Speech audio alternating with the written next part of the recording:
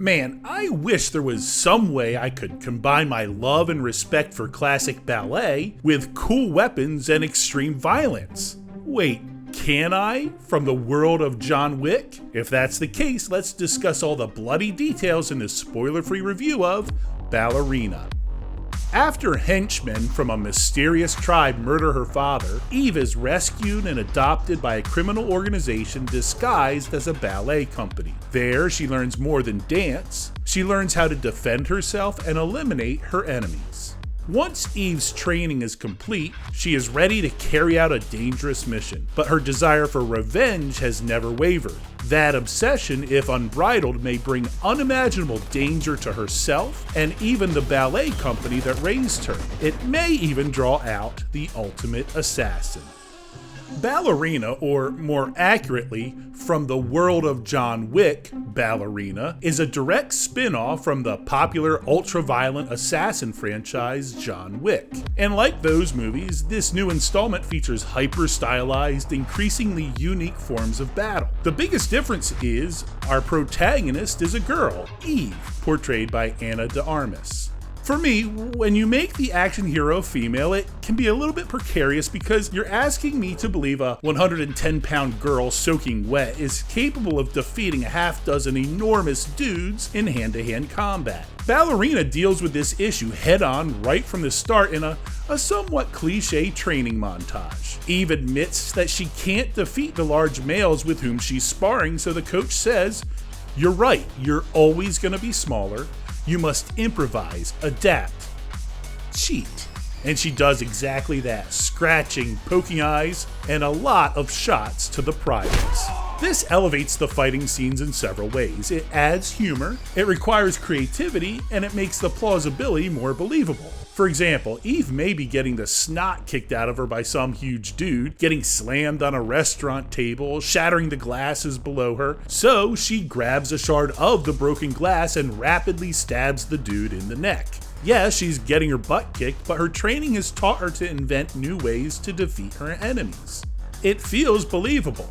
But the filmmakers must establish Eve's prowess since this is her first film. To achieve this, they do a great scene where they cut to her after her mission at a swanky hotel is complete. She walks out of the building and all we see is her wake of destruction. Blood, broken glass, and knives that she pulls out of multiple lifeless bodies. It's a very efficient way to establish this girl is legit quickly while giving the audience a good chuckle. That is just setting us up for the relentless action we are about to see, and this is how the movie proceeds. For the first half of the movie, it feels a lot like previous John Wick films with neon-lit battles in nightclubs, well-dressed combatants, and pounding music. Though one of the clubs is made completely of ice, which felt rather fresh. Much of the John Wick lore is present. The gold coins, the sleeveless tattooed phone operators. Many familiar characters show up. Winston, manager of the Assassin Hotel, the Continental. The ballet director, Angelica Houston.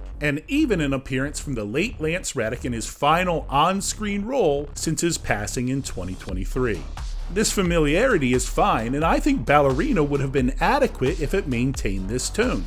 But it doesn't. Eve's adventure takes her to a snow-filled Nordic village, and this is where Ballerina separates itself from its predecessors and becomes something new and special. Have you ever wondered if the faceless henchmen in these types of films have families, kids?